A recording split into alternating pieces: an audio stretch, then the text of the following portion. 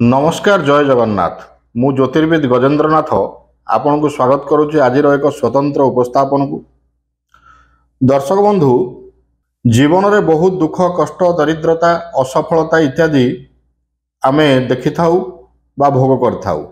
तार कारण है जातक चक्रर 9टी जांक ग्रह जदि बालांस नथिबे बा ग्रह मानक मध्य जदि सामंजस्य ठीक नथिबो कौनसी ना कौनसी ग्रह 9टी जांक ग्रह भितर प्रतिकूल प्रभाव आम जीवन उपर पकई थांती। आज आपन को गोटे एमिति उपाय मु कहिबी जहाँकि 9टी जांक ग्रह को संतुलित कर रखिबो एवं आपन जीवन रे सफलता भरीदेव। 50 टंका मात्र खर्च रे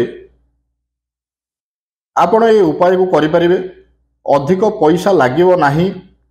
जदि आपनकर जीवन रे दुख अच्छी दुर्दशा अच्छी असफलता अच्छी डिप्रेशन रे रहउचंती ऋणग्रस्त होइचंती धार करजरे बुड़ी जाइचंती कहा सहित संपर्क ठीक रहू नाही तेबे करिवे निश्चिंत ये दिव्य उपायटी कहिबा पूर्वरु मु आपनकु केतोडे कथा कहूची।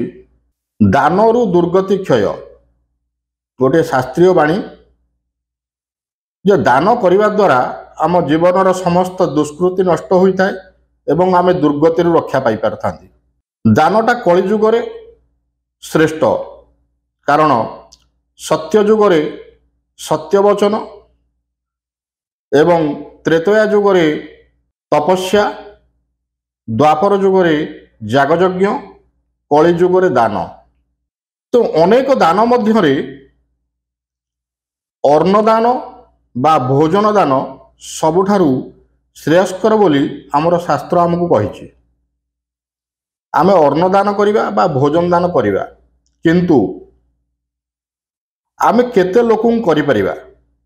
आम भितर सेतिकी आर्थिक सामर्थ्य अछि जे आमे दैनंदिन जीवन रे किछि लोकं को खाइया पई देई परिया को निश्चिंत भाव रे उत्तर ना आसीबो।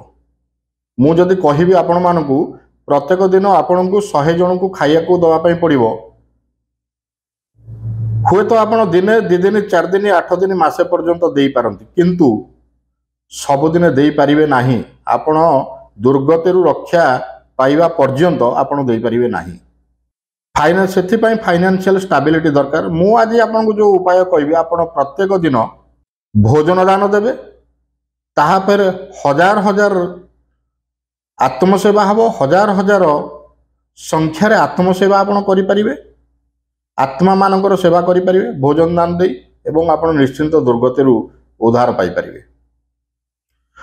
देखंतु सज्जन गोटे मनीष भितर जो आत्मशक्ति गोटे गाई भितर से आत्मशक्ति गोटे छेली भितर से आत्मशक्ति पशु पक्षी कीट पतंग समस्तंक मध्य गोटे आत्मशक्ति जागृत अछि कारण समस्तंक भितरे आत्मा ही भगवान ही आत्मा रूप रे विराजमान करिसंती। तेणु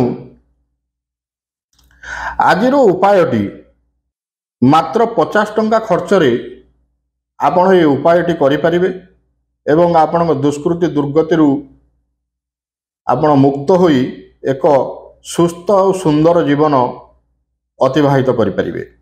कौन करिवे 50 ग्राम गहम 50 ग्राम उषुना चाउल 50 ग्राम बाजरा 50 ग्राम जौ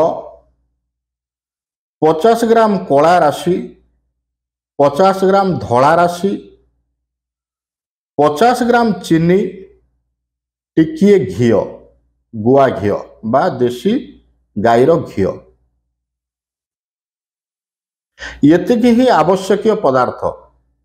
आपण गहम चाउल बाजरा जौ कला राशि एवं धला राशि को एवं चीनी को आपण गोटे मिक्स ग्राइंडर रे हल्का टिके मिक्स करी ताकू खद खदड़िय करिकी पेसी दियंतु ता सहित टिके गुआ घी मिसई दियंतु एवं नड़िया रो कोरा अंश फाड़े बा गोटे नड़िया कोला जो कोरा अंशटा आपण ताको मिक्स कर दियंतु।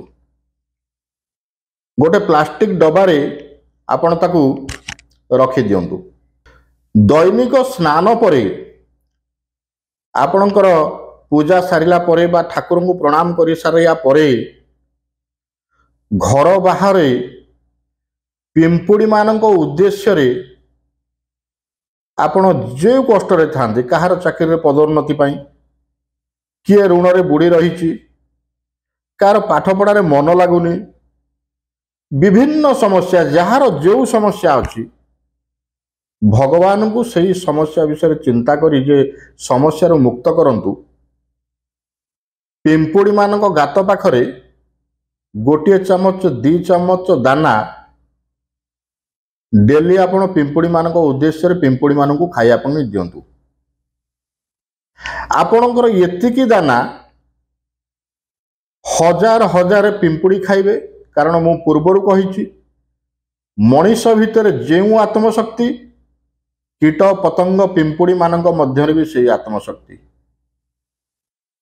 हजार हजार पिंपुड़ींकर आत्मसेवा हम ता द्वारा कौन हम आपणकर मानसिक शक्ति बढ़िबो मन भितर भरोसा आसीबो भगवानकर आशीर्वाद प्राप्त हेबे आत्मसेवा हम दुर्गति क्षय हेबे।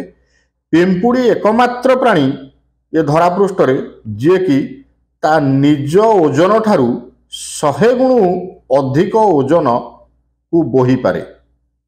आपण भितर सही सामर्थ्य सृष्टि हम जेते बड़ दुख आपण जीवन में थाउ ना कहीं सहिबार शक्ति आपणकर 100 गुण बढ़ी जीवो एवं निश्चिंत रूप से दुखर उपशम हेबो। यह एक चमत्कारी उपाय आपण करंतु जीवन को परिवर्तन करंतु। रहिल नमस्कार जय जगन्नाथ।